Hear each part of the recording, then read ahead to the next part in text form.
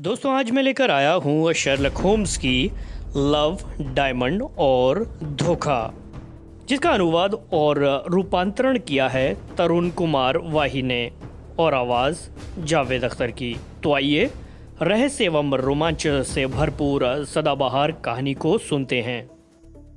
Love, diamond और धोखा, the adventure of the beryl coronet. इतना बताकर होल्डर ने शर्लक होम्स की तरफ देखा, फिर बोला, और अब आगे बढ़ने से पहले मैं आपको अपने घर और घर के सदस्यों, नौकरों इत्यादि के बारे में बता देना चाहता हूँ, ताकि इस संबंध में आपके मन में कुछ सवाल ना रहें। मेरे घर में 3 नौकरानियाँ हैं। इनमें से 2 कई वर्षों से मेरे घर पर काम कर रही हैं। उन पर मेरे अविश्वास की कोई वजह नहीं। तीसरी लूसी, जिसे अभी मैंने कुछ महीने पहले ही रखा है, उसके बारे में मैंने पता लगाकर ही उसे काम पर रखा था। वो अच्छे चाल चलन की एक नेक लड़की है।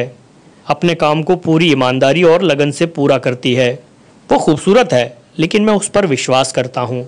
मेरी पत्नी का देहांत हो चुका है। मेरी भतीजी भी मेरे साथ रहती है। मैरी है उसका नाम। उसके माँ बाप नहीं हैं। मैंने ही उसे अपनी संतान की तरह पाल पोस कर बड़ा किया है। निसंदेह मैं उसे बहुत चाहता हूँ।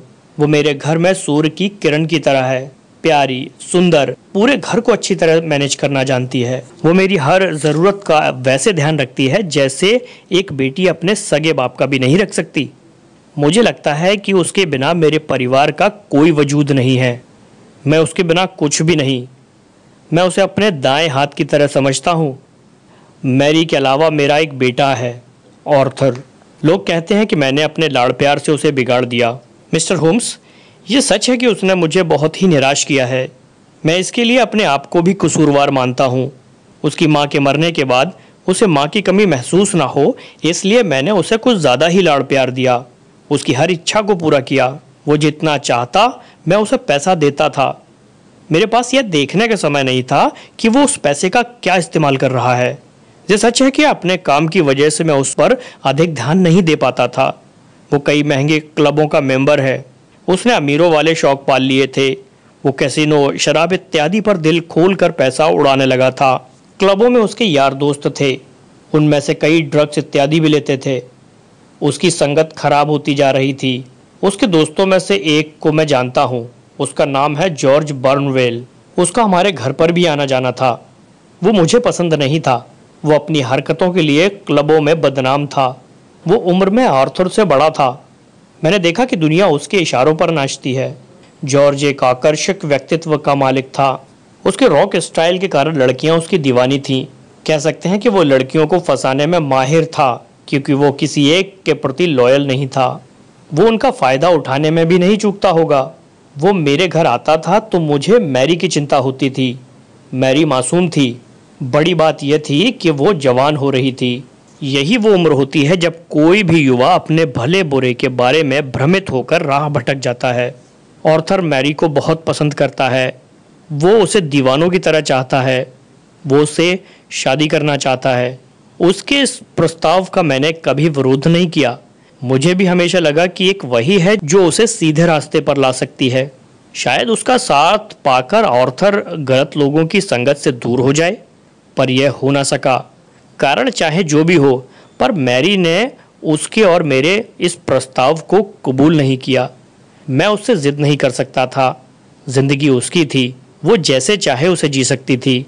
हम उसके साथ मनमानी नहीं कर सकते थे, और अब तो ऐसा हो भी नहीं सकता, कभी भी नहीं। मेरे विचार से आप बेरिल कोरोनेट के बारे में बता रहे थे। शर्लक होम्स ने उसे विषय से भटकते देखकर टोका।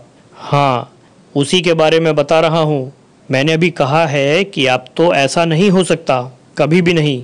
इसके पीछे कारण यह है कि मैंने अपने बेटे आर्थर को पुलिस के हवाले कर दिया। उसके चेहरे पर मायूसी और बेटे के प्रति कुछ घृणा के भाव उभरे। क्या?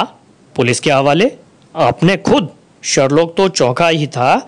मैंने भी मिस्टर होल्डर से हैरान होकर पूछा, मगर आपने ऐसा क्यों किया मिस्टर होल्डर? यह बताने से पहले मैं कुछ समय पीछे जाना चाहूँगा। हम दोनों उसी की तरफ देख रहे थे। जिस रात मैं बेरिल कोरोनेट को घर लाया, उसी रात डिनर के बाद ड्राइंग रूम में कॉफ़ी पीते समय मैंने मैरी और आर्थर के सामने कोरोनेट का जिक्र किया।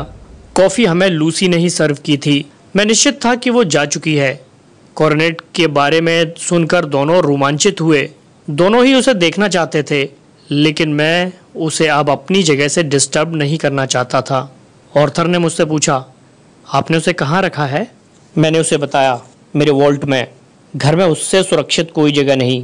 वो हंसा, लेकिन इस इलाके में भी रात में कई बार चोरी की वारदातें हो चुकी हैं। मैं वॉल्ट की सुरक्षा के प्रति आश्वस्त था। वॉल्ट को खोलना आसान नहीं है। वो फिर हंसा। चोरों के बारे में आपकी सोचें थोड़ा पिछड़ी हुई हैं। थोड़ी सी कोशिश करने पर ही किसी मास्टर चाबी से उसे खोला जा सकता है। जब मैं छोटा था तो मैंने ही एक पुरानी चाबी से घर की एक अलमारी को खोल लिया था। तो क्या चोर ऐसा नहीं कर सकते? वो अक्सर ऐसी बात कर जाता था कि मुझे उससे डर लगता था। मैं वापस अपने रूम में गया। मैं चेक करना चाहता था कि सब कुछ ठीक है ना। मुझे पता नहीं चला कि आर्थर भी मेरे पीछे है।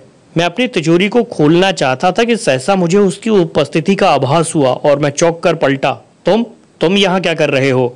मुझे कुछ पैसों की ज़रूरत थी। मैं तुम्हें इस महीने बहुत पैसे दे चुका हूँ, अब मैं और नहीं दे सकता।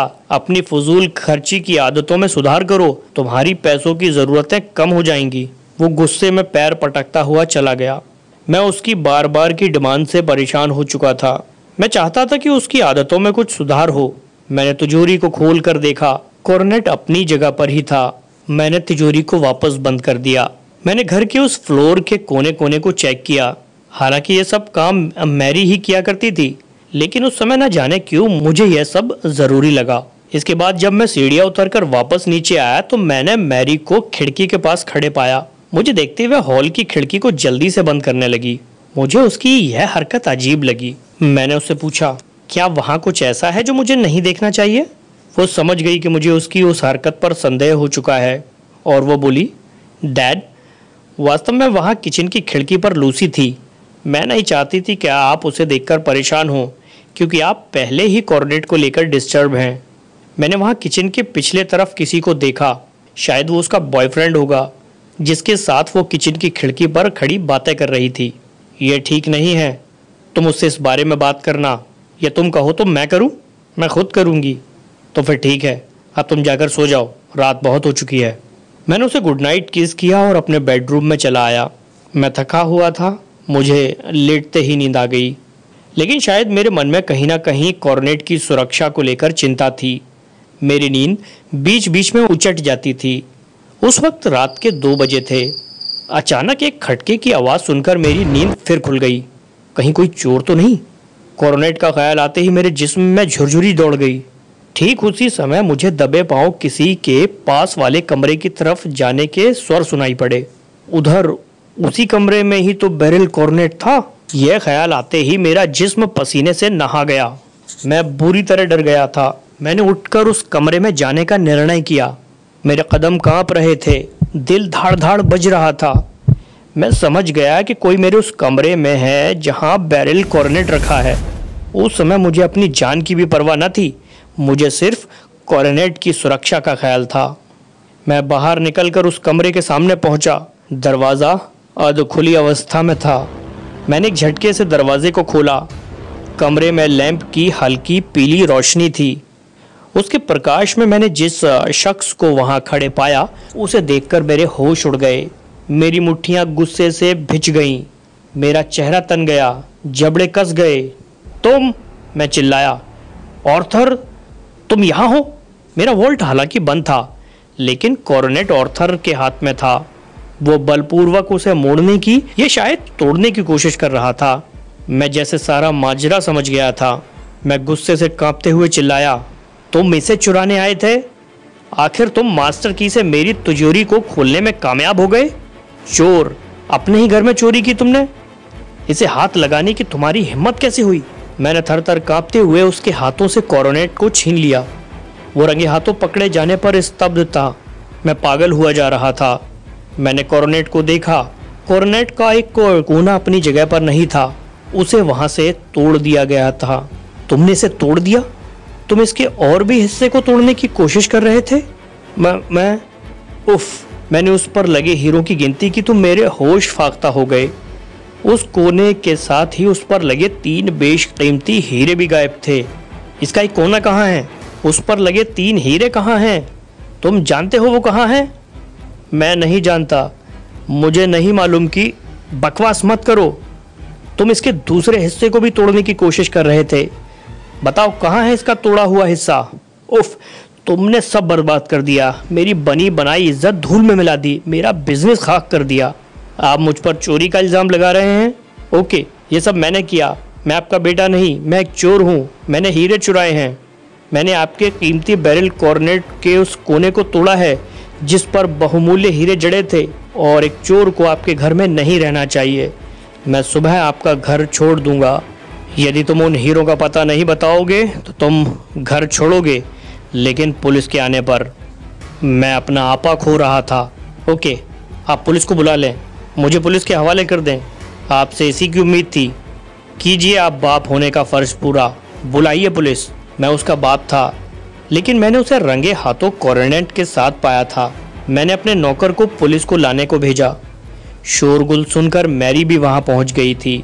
वहां के हालात देखकर जैसे वो सारी कहानी को भांप समझ गई। उसके चेहरे का रंग उड़ गया था। ऑर्थर के लिए पुलिस बुलाई जा रही थी, यह बात उसे गवारा नहीं हुई थी। उसकी बेचैनी उसके चेहरे से साफ दिखाई पड़ रही थी। वो मुझे समझाने की कोशिश कर रही थी कि यह सही नहीं है, लेकिन मैं पुलिस बुला चुका था। इंस्पेक्टर एक कांस्टेबल के साथ वहां आ पहुंचा था। मैं हैरान था कि ऑर्थर किसी ढीठ की भांति छाती पर अपने दोनों हाथ बांधे खड़ा था। इंस्पेक्टर ने इस मामले में मुझे एक बार फिर से सोच लेने को कहा, क्योंकि मामला घर के सदस्य से जुड़ा था। लेकिन अब यह मामला प्राइवेट नहीं रह गया था। मेरी अमानत की चोरी हुई थी। मैं इस मामले पर बहुत सख्त था। इस केस में अब कानूनी कार्यवाही बहुत ज़रूरी थी। बात बिगड़ती देख मैरी ने ऑर्थर से कहा, ऑर्थर, तुम जानते हो तुमने चोरी नहीं की, फिर बता क्यों नहीं देते? इस तरह चुप रहने से काम नहीं चलेगा। मैरी के बहुत कहने पर उसने सिर्फ इतना ही कहा, तो फिर ठीक है, मुझे 5 मिनट दो, मैं बाहर जाना चाहता हूँ। शायद इसी में सबका भला हो। मुझे इसमें इसकी कोई चाल दिखी। हाँ, ताकि हम तुम्हें बाहर जाने का अवसर दें और तुम इस अवसर का लाभ उठाकर यहाँ से भाग जाओ। ये नहीं हो सकता बेटे। जब तक तुम चोरी किए गए हीरों के बारे में नहीं बता देते, तुम कहीं नहीं जाओगे। इंस्पेक्टर ने पूछा, तुम बाहर क्यों जाना चाहते हो? उसके जवाब से पहले मैं ही बोल पड़ा, देखो ऑर्थर, अब भी समय है। यदि तुम अपना गुनाह कबूल करके हीरों की बरामदगी देते हो तो अभी भी बात बन सकती है। तुम मेरे बेटे हो, अभी भी तुम्हें माफ़ी मिल सकती है। गुस्से में अभी भी मेरे जबड़े भिजे हुए थे। इससे वो भड़क गया, तो आप अपनी माफ़ी अपने पास रखिए। इंस्पेक्टर, आप मुझे अरेस्ट कर सकते हैं। मैं उससे भी ज़्यादा गुस्से में था। इंस्पेक्टर, ले जाओ इस नालायक को। साथ ही मेरी तरफ से यह घोषणा करवा दो कि कॉर्नेट के उस टुकड़े या उसकी सूचना पाने वाले को मैं 1000 पाउंड का इनाम दूंगा। उफ मिस्टर शर्लॉक, मैं आपको बता नहीं सकता कि मेरा बेटा, मेरी इज्जत, मेरी अमानत, मेरी तीनों अनमोल चीज़ें एक ही रात में एक साथ मेरे हाथ से निकलती जा रही थी। मैं कुछ नहीं कर पा रहा था। होल्डर बच्चों की तरह रोने लगा। डिनर के बाद कॉफ़ी पीते समय आपने जिस समय कॉर्नेट की बात ऑर्थर और मैरी को बताई, तो आपने कहा उस वक्त आपकी मेड लूसी वहाँ से कॉफ़ी सर्व करके जा चुकी थी। मैं ये जानना चाहता हूँ, क्या उसके जाने के बाद आप निश्चित थे कि कमरे का दरवाज़ा बंद हो चुका है? शायद, पक्का नहीं कह सकता। लेकिन आप ऐसा क्यों पूछ रहे हैं? चोर को तो मैंने रंगे हाथों पकड़ा है। वो मेरा बेटा ही है। कभी कभी आंखों देखा वो सच भी सच नहीं होता जिसे आंखें देख रही होती हैं। आप में और मुझ में यही फ़र्क है। आपने जो देखा उसे मान लिया। आपने जो मुझे दिखाया मैं आसानी से नहीं मान सकता, क्योंकि अभी कुछ चीज़ें हैं जो गले से नहीं उतर रही। कैसी चीज़ें? मैं आपसे फिर पूछता हूँ, क्या आप अपने बेटे को ही दोषी मानते हैं? मैं कह चुका हूँ कि कॉर्नेट उसके हाथ में मिला था। उसका एक कोना उस पर जड़े 3 हीरो सहित गायब था, और वो उसके एक और कोने को तोड़ने की कोशिश कर रहा था। या ये भी तो हो सकता है कि वो पहले से मुड़े या टूटे हुए कोने को सीधा करने की कोशिश कर रहा हो। मैं खुद चाहता हूँ कि ऐसा ही कुछ हो, लेकिन यदि ऐसा है तो फिर वो बोलता क्यों नहीं, बताता क्यों नहीं कि सच क्या है? उसकी चुप्पी इस बात का सबूत है कि उसने चोरी की है। शायद आपका व्यवहार उसके लिए रूडली हो। शायद वो आपके द्वारा लगाए गए चोरी के इल्ज़ाम से चिढ़ गया हो। आपने खुद बताया कि आपने उसे पैसे देने से मना किया था। इससे वो पहले से ही चिढ़ा हो सकता है। ऐसा नहीं हो सकता। तो आपको क्या लगता है कि चोरी पकड़े जाने पर वो चुप क्यों खड़ा रहा? उसने अपनी सफाई में कोई झूठ बोलने की कोशिश क्यों नहीं की? जब रंगे हाथ पकड़ा गया था तो झूठ बोलने की गुंजाइश ही कहाँ रही थी? फिर भी हर चोर कहता है कि उसने चोरी नहीं की। और आपने बताया कि आपकी नींद किसी आवाज़ को सुनकर खुली थी। हाँ, यानी आवाज़ इतनी तेज थी कि किसी की भी नींद खुल सकती थी। निसंदेह तभी तो मेरी नींद खुली होगी। जब खटके की आवाज़ सुनकर आपकी नींद खुली और आप अपने वॉल्ट वाले कमरे में दाखिल हुए तो कमरे का दरवाज़ा खुला हुआ ही था क्या? हाँ, तो क्या आपने सोचा कि एक चोर जो चोरी करने की नीयत से अंदर जा रहा है वो दरवाज़ा क्यों खुला छोड़ेगा? मैं केवल इतना जानता हूँ कि अगर वो निर्दोष है तो वहाँ क्या करने गया था? उसने कॉर्नेट को तिजोरी से बाहर क्यों निकाला? पुलिस का इस बारे में क्या कहना है? पुलिस को भी ऑर्थर पर ही शक है। आपने उसे रंगे हाथों पकड़ा था तो पुलिस ने आते ही उसकी तलाशी ली होगी। क्या तीनों हीरों का जड़ा कॉर्नेट का टुकड़ा उसके पास बरामद नहीं हुआ? नहीं। क्या पुलिस के मुताबिक वो पहले ही कहीं उसे छुपा चुका था? शायद। वो टुकड़ा जो तलाशी में उस वक्त उसके पास नहीं मिला था, इसका मतलब यह हुआ कि वो कॉर्नेट को पहले तिजोरी से निकालकर बाहर ले गया था। बाहर जाकर उसने केवल 3 हीरों से जड़े टुकड़े को ही तोड़ा, जबकि सोचने वाली बात यह है कि 39 हीरो जड़ा पूरा कॉर्नेट उस वक्त उसके हाथ में था। चलो मान लिया उसने ऐसा किया। कॉर्नेट से एक टुकड़ा निकालने के बाद अब उसने शेष बचे हिस्से को वापस तिजोरी में रखने की सोची। वो वापस कमरे में आया। कमरे में आपने उसे कॉर्नेट का एक और हिस्सा तोड़ने की कोशिश करते हुए देखा। ऐसा आपने ही कहा है मिस्टर होल्डर। हाँ, कहा है, मानता भी हूँ। इसका मतलब ऐसा हुआ कि कमरे में वापस आने तक उसकी नीयत और बिगड़ गई। उसने कॉर्नेट का एक हिस्सा और तोड़ने का निश्चय किया। निश्चित रूप से। क्या इन सब बातों को सुनने के बाद आपको ऐसा नहीं लगता कि चोरी उसने नहीं की हो सकती है? यदि ऐसा है तो आप इस सच को साबित करो। आप जासूस हैं, मुझे कॉर्नेट का शेष हिस्सा मिलना चाहिए। वैसे पुलिस क्या कहती है कि हीरे कहाँ हो सकते हैं? पुलिस के मुताबिक हीरो जड़ा कॉर्नेट का वह टुकड़ा बंगले में ही कहीं भीतर या बाहर छुपाया गया हो सकता है। पुलिस को क्या लगता है कि वो आवाज़ कैसी थी जिसे सुनकर आपकी नींद टूटी थी? उनके मुताबिक वो आवाज़ शायद तब हुई होगी जब आर्थर ने दरवाज़ा अंदर से बंद किया होगा, यानी उस वक्त जब वह कॉर्नेट को लेकर दोबारा उस कमरे में आया होगा। गुड। और वह दरवाज़ा उसने ज़ोर से आवाज़ के साथ बंद किया, जिसे चोरी की नीयत से कमरे में घुसने वाला एक चोर बंद कर रहा था। माय डियर शर्लॉक, शायद उसने ऐसा इसलिए किया होगा क्योंकि ये तो उसे पता था कि वो चोरी कर रहा है, लेकिन साथ। तो आगे की कहानी में क्या हुआ ये जानने के लिए चैनल को सब्सक्राइब कीजिए और बेल आइकन को हिट कीजिए ताकि आने वाले नए एपिसोड की नोटिफिकेशन आपको मिलती रहे। और अंत तक सुनने के लिए बहुत बहुत धन्यवाद।